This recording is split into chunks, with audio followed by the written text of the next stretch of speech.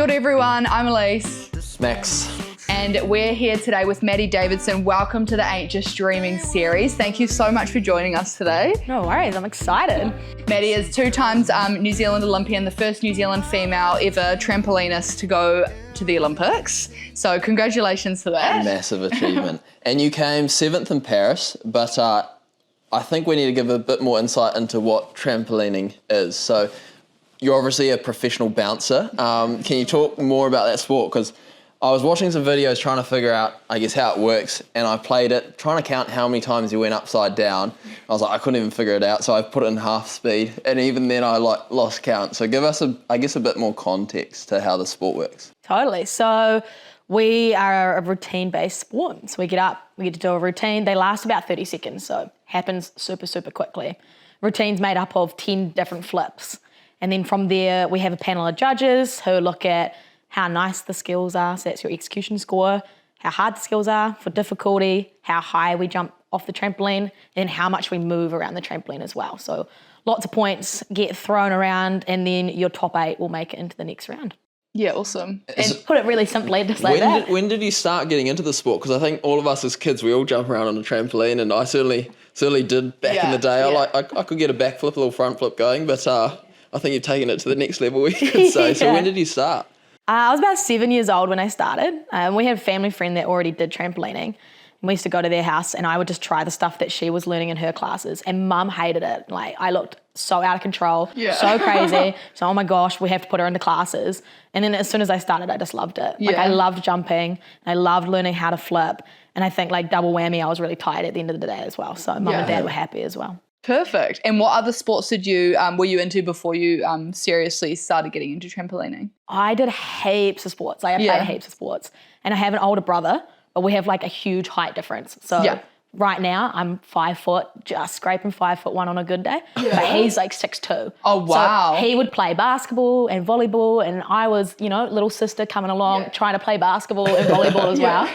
And tried netball, but just being little with tiny legs, it just didn't help, and didn't super enjoy those sports when everybody's like dominating you. Yeah. You're only coming up to everyone's shoulder.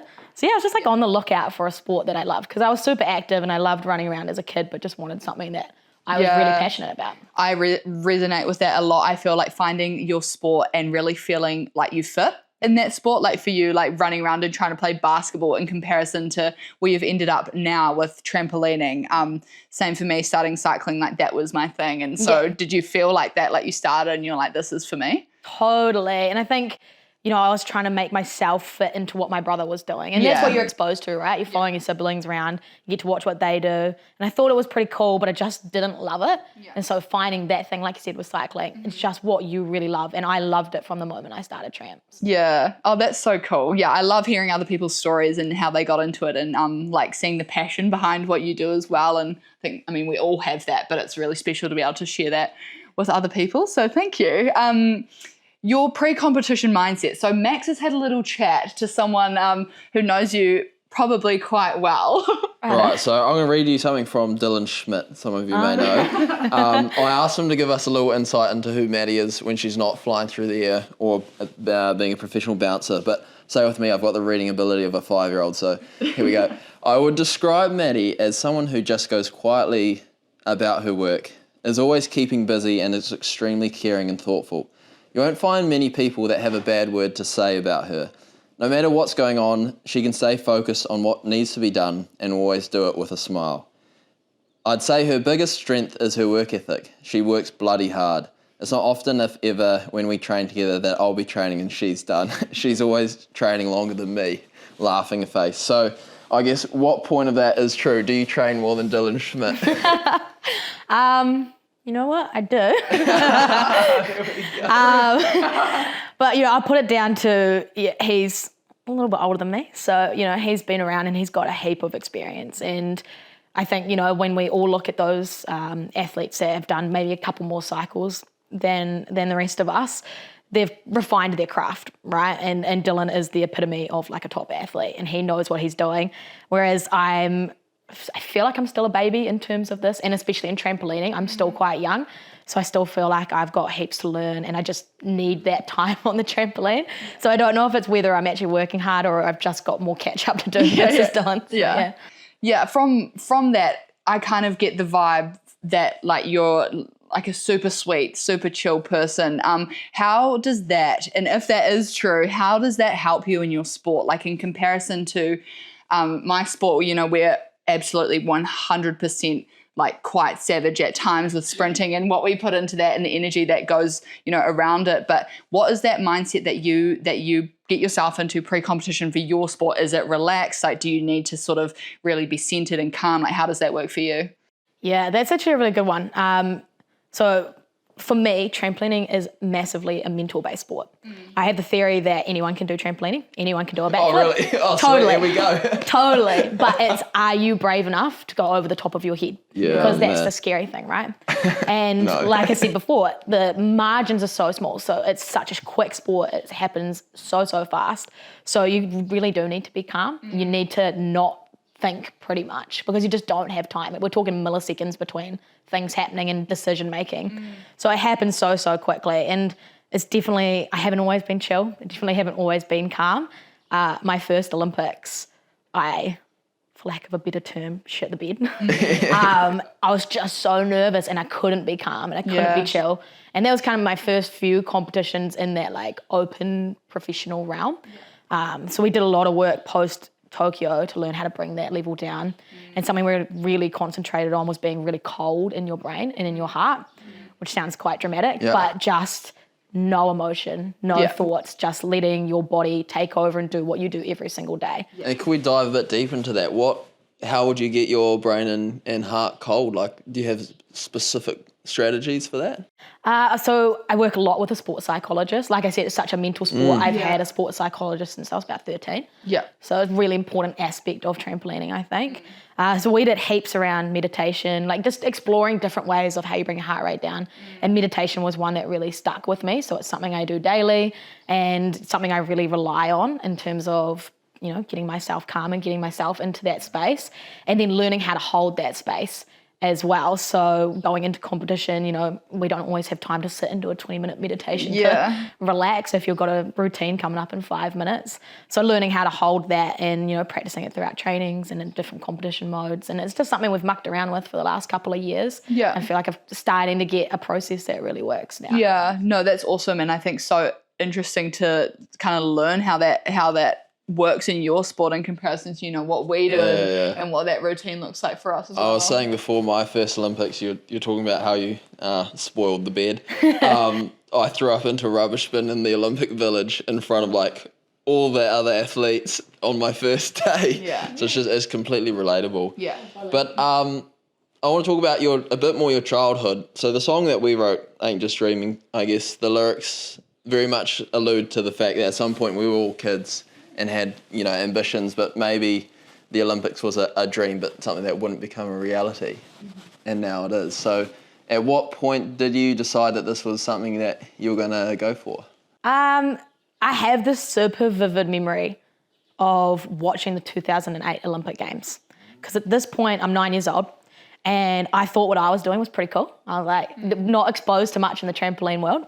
So I was like, yeah, the flips I'm doing is awesome. And then we sat down and watched the Olympics, and I was like, mind blown at the tricks that these girls were doing. I had no idea that girls were out there doing triple flips and, you know, double flips. I was like, my front flip and back flip is awesome.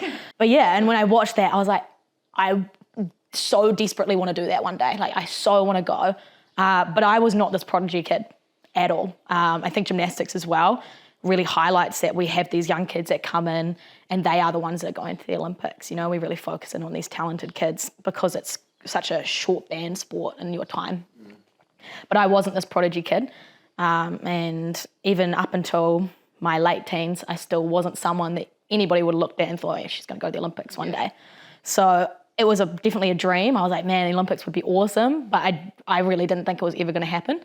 And then we went to the last Junior World Championships for me. And I came away as a double medalist. And I was the first one to do it in like 30 years. Wow. And my coach and I sat on the bus and he's like, do you want to try go to the Olympics? And I went, yeah, right, okay. Like, super nonchalant decision, had no idea what I was getting myself into, but it was kind of that first peek into success and what potentially going to a big competition like that would be. And so it was just from there, I guess, relying, like Dylan said, on that work ethic that I developed as a kid and building into that to go to the games. And you were junior world, so you were about 17, 18? I was about 18 when it happened, yeah. Yeah, see, that's, you have that dream from about 9 years old, but it's not really until a lot older. That was the same for me. I thought 14, like, that would be cool to do, but probably not going to happen. Yeah. Then it wasn't until like 18, like, okay, let's lock in. Let's make this happen. Yeah, absolutely. Yeah, totally. Yeah. No, I love that. It's it's so awesome to sort of to hear that, and like the amount of work that would have had to go from that very nonchalant conversation to like making that a reality, and going to Tokyo 2021 for you as such a young athlete at that time. How, you've spoken about like going to Tokyo, those nerves and all of that kind of stuff, but how did you feel in Paris in comparison to Tokyo? Like, what were those differences for you in terms of your Olympic experience? I was massive.